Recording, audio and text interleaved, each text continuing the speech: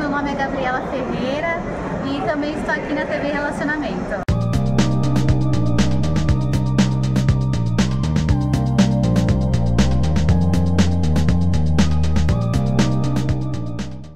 Olá, internautas! Iniciamos mais um programa Você é Top. No dia 25 de junho de 2024, eu fui convidado pela elegantíssima Viane Widmar para ser entrevistado no programa dela. Foi realmente espetacular, muito bem tratado e ela tem um carisma muito especial. Acompanhe. Kenji Sakamoto. Como é que fala em japonês? Isso mesmo, Kenji Sakamoto. Kenji Sakamoto. Ah, muito bem. Honrado estar aqui. Eu que fico honrada, né? Porque o Kenji Sakamoto, ele tem tanta história que dá para ficar 10 horas no sofá conversando com ele. Kenji, muito obrigada por ter vindo aqui. Seu currículo é extraordinário. Eu não sei nem por onde começar, porque ele tem tanta coisa. Gente, ele tem tanto estudo, tem tanta faculdade, ele é PhD, ele tem doutorado, ele tem tudo, né? Fora o que me chamou a atenção foi uma entrevista sua, que você falou do samurai, que você é um samurai. Conta para nós essa parte aí que eu tô curiosa. A figura do imperador, a guarda real eram os samurais, que tinham direito a estudo, e depois você tinha os camponeses, tá? Era desse tipo. E os samurais tinham direito a estudo, e tinham que estar sempre treinando para a honra de proteger o soberano. Okay? Sim. Então, nós estamos falando coisa de mais de 1000 anos atrás aí, né? Então, eu sou descendente de samurais, né? A espada de família tem mais de 1000 anos. E ela Aliás, eu vi em um vídeo seu no YouTube a espada. Isso, perfeito.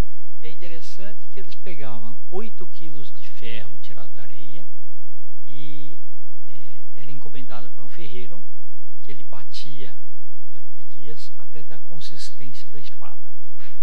E o grande segredo era a exata temperatura da água para ter aquela têmpera. Sim. E nem todos os ferreiros sabiam fazer boas espadas. Então você não poderia, por exemplo, ter uma espada que numa luta ela se perderia, né? Então os bons ferreiros da época eram bastante encomendados. Então a espada, você não tem assim um certificado igual precisa de hoje. Você tem o nome do ferreiro e a data e os descendentes na bainha da espada. Aquele é o maior documento que tem. Olha só que coisa linda. E aonde está essa espada? Na sua casa? Então, é a espada de família, né? Ele veio... Meu pai, quando veio para cá, ficou na lavoura de café e as espadas ficaram retidas no Japão, principalmente na época da guerra. Ah, sim. Então, em 1972, meu pai entrou com documentação no consulado do Japão e eles então foram aos museus e abriram aquela parte que se segura, né? E lá tinha a documentação certinha. Então essa espada veio para o Brasil em 1972. Ela não enferruja.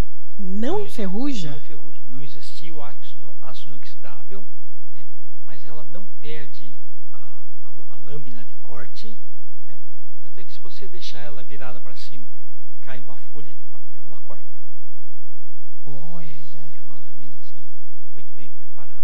E o japonês, ele faz o seguinte, ele sabe que todo esse corpo aqui um dia vai embora.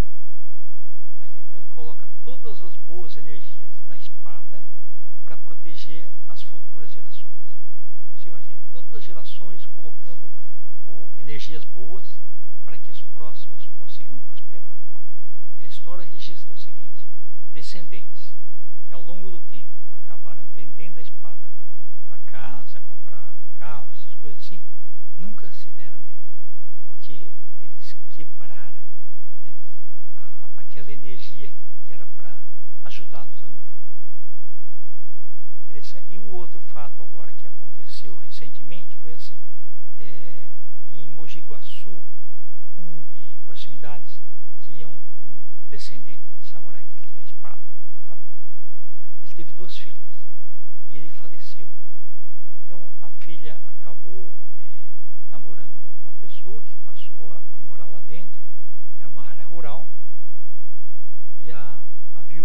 a espada e deu para ele. Olha, essa espada aqui, nós não temos filhos homens, então eu estou te dando a espada que pertence ao meu marido. Sim. Ao longo do tempo, começou a aparecer galhos de árvores partidos, começou a aparecer plantas cortadas, e as pessoas achavam que tinha gente que ia pular do muro lá tal, e feito alguma coisa. Depois, mais uma semana, começou a aparecer porco com o pescoço cortado e galinha com o pescoço cortado. Nossa. Eles acharam aquilo meio sobrenatural e recomendaram para que eles fossem num monge japonês em Mogi das Cruzes. E ela foi, contou essa história. E o monge falou assim: olha, a espada, ela acha o seu genro indigno de possuir a espada. A espada está pedindo para voltar para o Japão. Se isso não for feito, pessoas podem morrer. Mandaram de volta para lá. Aí parou. Mas na minha casa nós tivemos um caso assim. Em 1973 eu já estava em São Paulo estudando. Eu peguei um ônibus às 11 da noite, cheguei às 5 da manhã. Meu pai tinha aberto já a quitanda e eu nunca tinha visto meu pai assim tão alvoroçado. Ele é normalmente calmo. Ele sonhou que minha irmã, que trabalhava na Caixa Econômica Estadual em Ribeirão Preto, tinha sofrido um acidente. Eu falei: não, mas ela nem tem carro, não, é sonho e tal. Ele falou que ele levantou e nós sempre tivemos um santuário bem simples, mas ele pegou a espada, abriu, saiu uma faísca, cortou o pires de café no meio. Eu tinha guardado até esse pires cortado, mas numa das mudanças acabou se perdendo. Depois apareceu minha irmã, né, o gerente da nossa caixa, a esposa, que tinha convidado ela para ir para São Paulo, numa caminhonete, para comprar uma mesa muito bonita em Pinheiros, São Paulo. Eles estavam voltando, eles viram uma bola de fogo no céu. Ela simboliza um acontecimento, ela não queima, mas ela é bastante brilhante. Eles acharam estranho, mas continuaram. Aí viram um barulho muito grande atrás do carro e foram ver, a mesa estava cerrada no meio. O gerente pegou e falou que tinha enganado ele, que falaram que era maciça e tal, né? Mas na frente tinha caído uma barreira. Então quando eles passaram lá, meu pai pediu para ver a mesa cortada. Eu fui ver também. E aí meu pai falou: aquela energia que cortou o pires de café foi para lá, parou a caminhonete para que eles não sofressem um acidente. Nossa, que loucura. Histórias dos samurais. É verdade. É por isso que a gente vê que tudo é energia. E essa energia boa tem que ir passando para as pessoas. E então o que anda acontecendo no nosso Brasil hoje? Olha, no Brasil nós temos aí mudança de valores, infelizmente, né? Nós temos que repensar uma forma de voltar aos valores naturais, de civismo, a gente acabar com a corrupção, melhorar a educação principalmente, né? Sim. Fazer com que a educação seja o maior pilar de todos, né? E que sustente para que tenhamos aí uma sociedade melhor. O japonês eles são muito educados, né? Você vai para o Japão, é outro mundo. Então, não tem nem o que falar. A educação é a base de tudo, né? Tem uma coisa também, Viviane, que é assim, no Brasil nós usamos ainda a palavra aluno, certo? Na Grécia Antiga, então, tinha os alunos que sentavam e o sábio vinha para dar uma informação para eles. Então, aluno é negação e lums vem de luz. Então, os sem luz ficavam sentados e o sábio passava a informação, eles passavam a ter luz. Entendeu? O termo correto que é usado no mundo todo é estudante, né? O Brasil ainda, se fala, estudante de pós-graduação, estudante de mestrado ou doutorado, parece que é um sem luz assim, fica meio esquisito, né? A forma, né? Sim, sim. Mas é interessante, nós precisamos mudar algumas coisas, melhorar bastante a educação e fazer com que nós tenhamos aí melhores oportunidades. Hoje o mundo está mudando muito. Você vê que esse modelo que nós temos aí de estudo veio da Europa antiga, mas não foi muito atualizado, né? No Japão, desde abril do ano passado, eles têm o equivalente, quem entra no fundamental, tem 5 matérias. Então, aritmética, que é das operações, idiomas, que aí ele já começa a entender os 4 idiomas, e quando criança melhor. Cidadania, tá? Depois começa a entrar devagarinho uma parte de cultura de povos diferentes, para que tenha um melhor entendimento. Então, aquela forma antiga já não vale mais. Espero que também aqui um dia a gente comece a modernizar tudo isso daí. Com certeza, né? Falando um mestre aqui, as suas formações, eu não lembro de cabeça, mas eu vi que tem... o senhor é PhD em... Administração. E teve formado bacharel... eu tenho 2 graduações em engenharia. Elétrica e telecomunicações. Tá. Trabalhei muitos anos na área. E eu tenho 7 pós-graduações. Olha lá, o segredo é o estudo. Então vai lá, 7 pós-graduações. Marketing, gestão empresarial, gestão e estratégia de negócios, metodologia didática em ensino superior, psicopedagogia.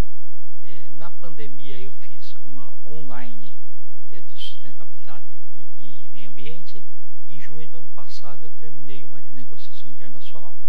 Então o segredo é não parar de estudar. Eu farei 70 anos esse ano, né? Mas continuo estudando. Fiz meu mestrado em 2008 nos Estados Unidos e o meu doutorado PhD também em administração de negócios. Ah, sim. Né? Entre os livros que eu organizei, os que eu escrevi capítulos, escrevi próprios, 27. Inclusive eu quero te presentear com um deles. Né? Gente, mais uma que eu ia até chegar nesse assunto. Ele também tem uma editora. Isso. Ah lá. Então, esse livro aqui é Tarzan, o Mito da Liberdade. Né? Tarzan, o Mito da Liberdade. Diamantino da Silva, Humberto Louso e Kenji Sakamoto. Isso. PhD. Desculpa, né, gente? Outro nível. Mostra aí, olha lá. E é um livro totalmente ilustrado, né, que faz com que as pessoas... A gente precisa fazer um livro da vida da Viviane Widmar. Mais ou menos desses padrões aí. Né? Porque geralmente fazem livro quando a pessoa já está quase morrendo, ou já morreu. Não, imagina. Não é assim, né? Não, gente, coisa linda. E esse ano é sua editora? Minha editora, Esse ano eu devo lançar... Estou escrevendo simultaneamente 3 romances. Eu coloco metas pesadas para mim, né? Então eu tenho também a Web TV, que é a TV Relacionamento. Então fala para o pessoal, sabe que eu inclusive estive lá, fui fazer uma entrevista na TV Relacionamento, tem muito conteúdo muito bom, assisti os vídeos da TV Relacionamento, parabéns. Obrigado. Um dos voluntariados que eu faço, Viviane, é palestra para alunos de último ano ensino médio público. Infelizmente a noção de mundo deles não é muito boa. Então eu estou fazendo, será meu legado, todas as profissões, que quando eu cheguei em São Paulo existiam 27 profissões regulamentadas, hoje existem mais de 500. Sim. Então nós teremos lá na TV Relacionamento, na parte acadêmica, todas as profissões, então divididas em humanas, exatas, biológicas, tecnológicas, faladas pelo profissional e não por aquele professor que infelizmente ganha pouquinho. Sim. Tá? Então, que eles tenham um pouquinho mais de assertividade na escolha das suas carreiras. E tudo está mudando. Então, com a inteligência artificial que chegou para ficar, muitas profissões deixarão de existir. Sim. Muitas profissões novas virão. E muitas vezes a pessoa fala assim, normalmente fala assim, professor, o que eu faço? Olha, a gente não é só o que você gosta, tem que ser algo assim que, além de dar prazer, também vai garantir uma sustentação para você no futuro. Sim, né? Que você tenha a possibilidade de expansão. Basicamente é isso que eu falo para eles. E o senhor continua dando aulas ou não? Agora, palestras sim. Palestras. Olha, não é todo lugar que a gente dá palestra que dão certificados, mas eu tenho mais de 160. Ah, maravilha. Eu gosto muito, gosto mais do presencial. Já fiz algumas coisas online também, não recuso, mas as presenciais, quando forma turmas extras, o pessoal acaba chamando, inclusive locais longe, Rio Verde, Goiás, interior de São Paulo, né? E eu acabo indo porque é gostoso encontrar uma turma, principalmente quando você vê o brilho nos olhos, pessoas que querem aprender, que querem ter um objetivo na vida. Isso daí que faz com que eu esteja sempre assim, bastante preparado para dar a eles o melhor caminho. Gente, eu ficaria também horas aprendendo com Kenji Sakamoto, porque, olha, conversar com ele a gente só aprende cada vez mais. Quando eu estive lá na TV Relacionamento, a gente conversou sobre também a ozonioterapia, que é um assunto que tem muita gente que critica, tem muita gente que fala que isso não funciona, que isso é lorota, que não funciona. E eu acredito na ozonioterapia. Exatamente. Né? Então, tudo que tem, nós temos que ver que aquilo que é diferente, tudo que a gente toma tem efeitos colaterais. Sim. Né? Comprimidos ou injeções. Aquilo que for mais natural é melhor.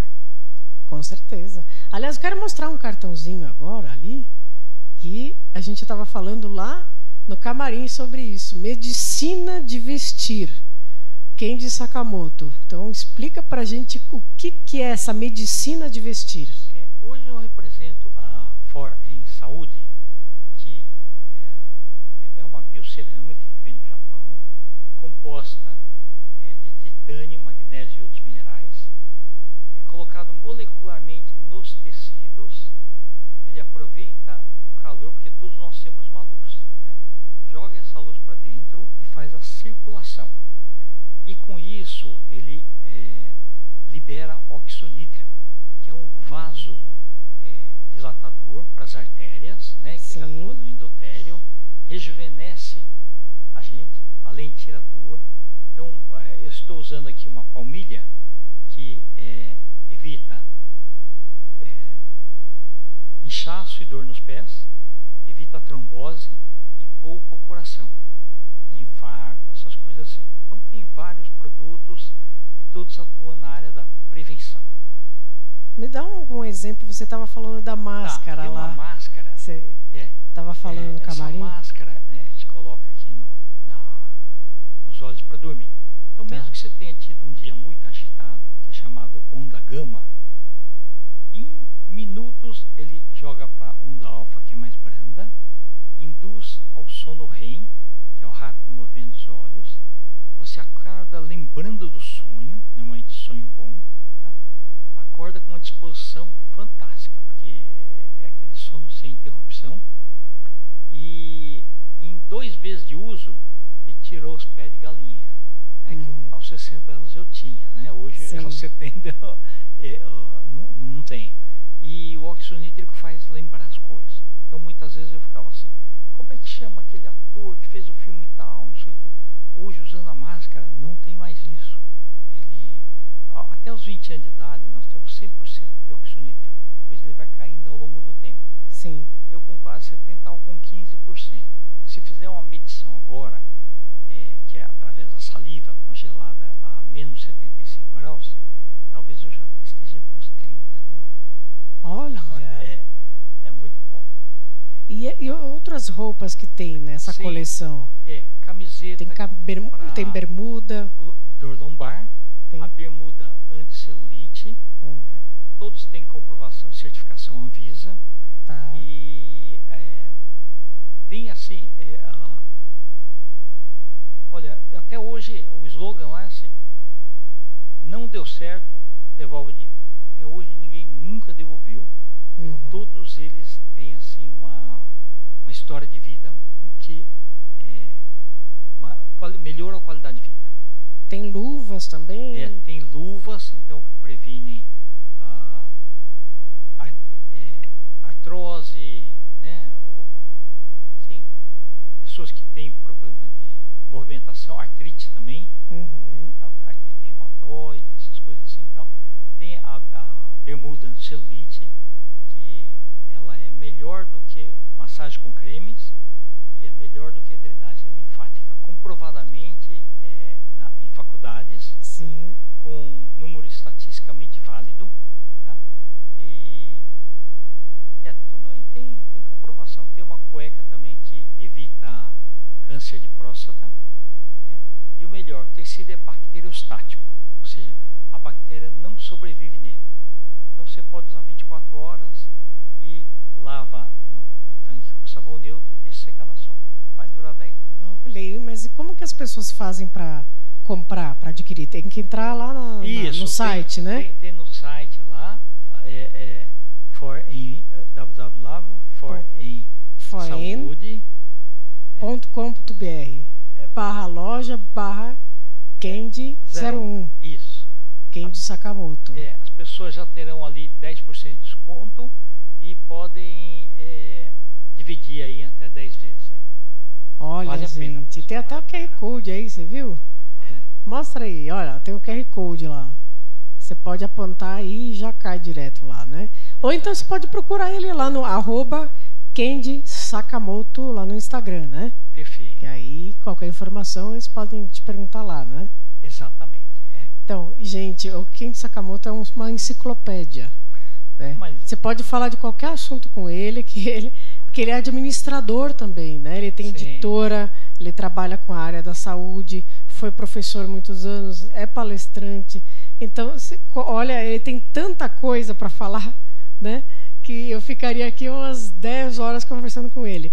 É administrador também. Sim, eu sou diretor da Associação Brasileira de diretor da Associação Brasileira de Administração também. A Associação Brasileira de Administração. Qual é a sigla dessa? ADM. É da ADM. Você é o presidente? Não, eu sou o diretor. O diretor. A presidente é a Terezinha Covas. Terezinha, grande abraço para Terezinha. Muito bem.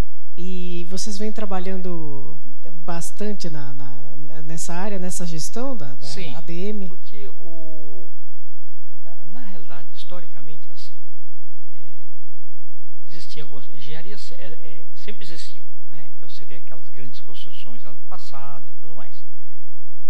Quando começou a Revolução Industrial e passou-se a produzir muito mais do que antes era manualmente, a parte técnica funcionava bem, só que precisava de uma forma de o que faz, como é que se controla isso, como é que e dali foi uma das derivações foi a logística.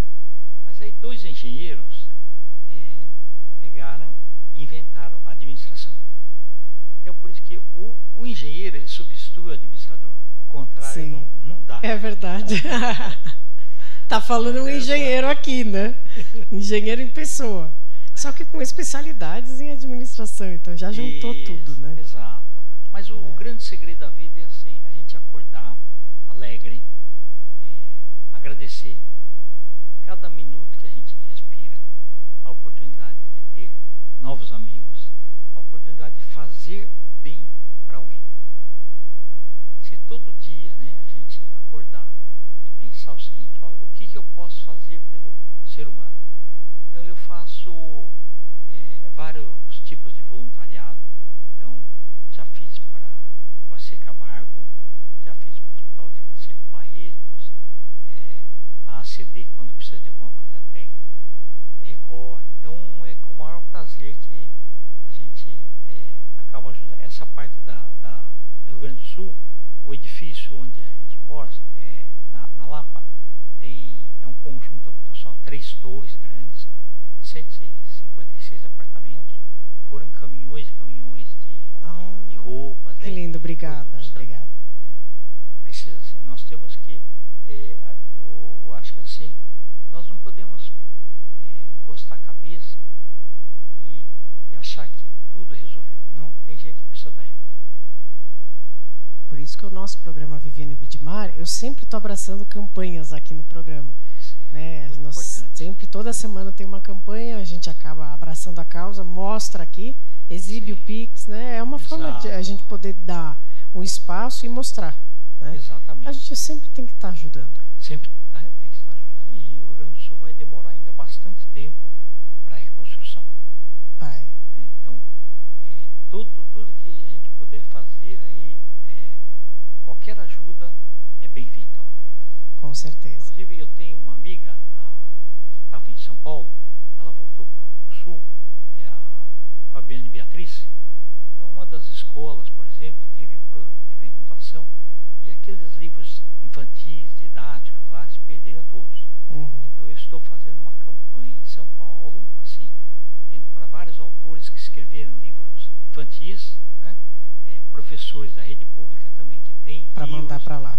Pedir também para a Faculdade de Belas Artes também, que tem uma biblioteca infantil, para arrumar as coisas para mandar para lá. Muito obrigada de coração, Kendi Sakamoto, pela honra da sua presença aqui no programa. Obrigada a Glória Meneguin. Grande honra ter essa mulher aqui no nosso programa. Obrigada a todos vocês que estão aí em casa. Sempre assistam o programa. É toda terça-feira, das 19 às 20 horas, ao vivo aqui pela TV Cinec. Um beijo no coração. Obrigada a Deus por mais este programa e até semana que vem. Tchau, tchau!